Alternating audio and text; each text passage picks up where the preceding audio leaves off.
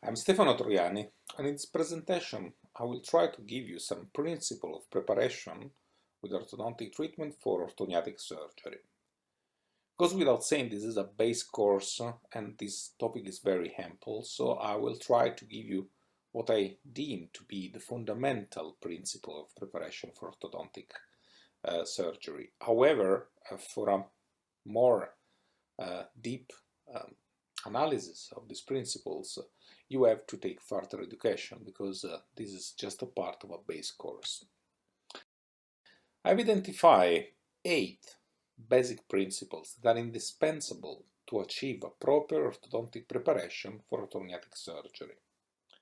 They are the following 8. Number 1, achieve symmetry of canines in the upper and lower arch. Number 2, achieve ideal sagittal positioning and torque of the incisor with respect to each skeletal base. Number 3, control of transversal dimension. Number 4, assess preparation by taking several intermediate impressions. Number 5, communication with the surgeon. Number 6, stabilization of the arch at least 3 months before surgery. 3 weeks before surgery, final verification of the preparation. And 1 week before surgery, preparation for the surgical wire with hooks or Kobayashi. We will start to analyze in this presentation the first two. The first principle is achieve symmetry of canines. Of everything I'm going to tell you, probably this is the most important part. If you look at this patient, for example, we can see that she has obviously a class 3, a surgical class 3 with the skeletal asymmetry, but you can also see that there is a relevant cant of the upper arch with midline tilting and an asymmetry of the upper arch. We have a class 3 open bite case in which there will be a combined surgery with a maxillary advancement. Intraorally, what you can notice is that of course there is anaplasia in the lower with only 3 incisors, but also in the upper arch she got previously extracted 1 premolar on the right side. This accounts for a very relevant asymmetry of the upper canines. This is of course natural because she has 1 premolar less on one side, and this is a case that is extreme, in which the asymmetry is really evident. I've selected that for this reason, because in this case you can really see the asymmetry. When the surgeon will have to advance the maxilla and then will have to place the mandible according to the maxilla, you can understand how very important it is that the upper canines need to be symmetric. If they are not symmetric, the surgeon will not be able to place the maxilla, the mandible, under the maxilla in neutral occlusion with the mandible centered in the face. In a case like this, the treatment is pretty obvious. It was extracting 1 incisor on the side where she had not got extracted 1 premolar on the side where it was not extracted in the upper arch, so to create a symmetric upper arch with symmetric position of the canines, so that afterwards the surgeon could advance the maxilla, operate also the mandible. But the key to success in a case like this is that you can see here in the upper arch have a symmetric position of the 2 canines. So this is the first thing that you have to do. You have to assess symmetry of our upper and lower canines. What is the best way to do that? Actually, it is clinically, because you cannot assess the symmetry of canines on pictures or study models, not even if mounted into articulator, because you can never know how the camera was orientated with respect to the arch. You cannot know, of course with the non-mounted models, you cannot know what is the orientation of the models in the space, but even with mounted models, you cannot be sure that the mounting is perfectly symmetrical due to the fact that the mounting is done based on the face bow. And the face bow can have slight asymmetries around the y-axis due to the fact that there can be asymmetries in the ears position, for example. So the best way to do this is to assess it clinically. you will have to request the patient simply to look up and open his mouth. You can look at the symmetry of the upper canals, and or from bird view assess the symmetry of the lower canals with respect to the symphysis. It will be your first task to achieve symmetry, and if necessary you have to plan extractions to achieve this kind of symmetry. The second principle is achieve ideal sagittal position and torque of the incisor. We have already discussed this talking about the problem list. For what concerns the upper incisor, we have two different ways of evaluate their position. We can use the apogonial line of Dr. Ricketts, so line going from the point A to pogonium, skeletal pogonium, and according to Dr. Ricketts, the upper incisor should be about 3.5 millimeters in front of this line. The good point with this line is that it doesn't variate by variating the inclination of the occlusal plane. So if you are planning a patient in which you have to rotate significantly the occlusal plane, the use of this line can be of great help. However, this line is influenced by the position of the mandible with respect to the maxilla.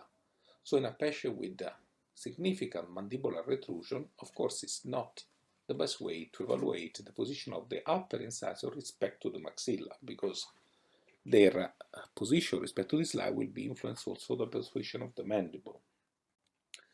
A better line has been identified by Dr. Mirko Raffaini and Renato Cocconi that tells you that ideally the upper incisor should be on a line that traced according to true vertical going through the anterior nasal spine with the radiography taken in natural posture. You should have the incisor in line with the anterior nasal spine. This is a much better line. The limit of this line is that if you take, for example, a lateral radiography taken as a cut from a CBCT, you cannot really see the anterior nasal spine, so it can be difficult in that case. How can you use all these values? Another very important thing that you have to consider before getting into detail is the anterior limit of the dentition. Anterior limit of the dentition is defined as the position, the sagittal position of the incisor into the face. In order to evaluate this, you need to take a picture of the patient on a lateral profile smiling, so you can assess the position of the incisor in the face. If you trace a line according to the true vertical going from the soft tissue glabella, you should meet the anterior border of the upper incisor. In this case, you will have an ideal position of the incisor in the face. In a patient like this, for example, it is obvious that the incisors are protrusive with respect to the ideal position. In a patient like this, it is obvious that they are retrusive. I will take you this patient as an example of how to use these values. His name is Peter, and Peter has got a maxillary hypoplasia. You can see that from the front. It's got negative spaces at the corner of the mouth, so there is a narrow of maxilla, insufficient exposure, and on the profile we can see, number one, his anterior limit of the dentition is retrusive. As second step, we evaluate the position of the upper incisor to the anterior nasal spine, and we evaluate that they are in a good position. Step number three, we evaluate the torque of the upper incisor, which in this case is normal. So when you combine these three information, that he has a retrusive position of the dentition, but the incisors are in ideal relation with the upper arch, we know that the problem is at that retrusive maxilla. What will be the ideal treatment for a patient like this? It will be simply to advance the maxilla, because having the position in the position of the incisor in an ideal relation with the skeletal base will produce automatically an ideal cosmetic result. So, this patient was planned for surgery, maxillary surgery isolated, prepared for surgery, and the patient was prepared actually for a three-piece maxilla, so segmentation in three-piece to take care of also the sagittal problem. At the end of the preparation, the incisors are still in the same position as at the start because there was no significant crowding. Was planned a tripartition of the maxilla with slight vertical augmentation and advancement or 6 millimeters. The final occlusal result is satisfactory, but especially the cosmetic result, you can see, is ideal in terms of projection, fullness of the upper lip, and smile. This done by respecting these criteria.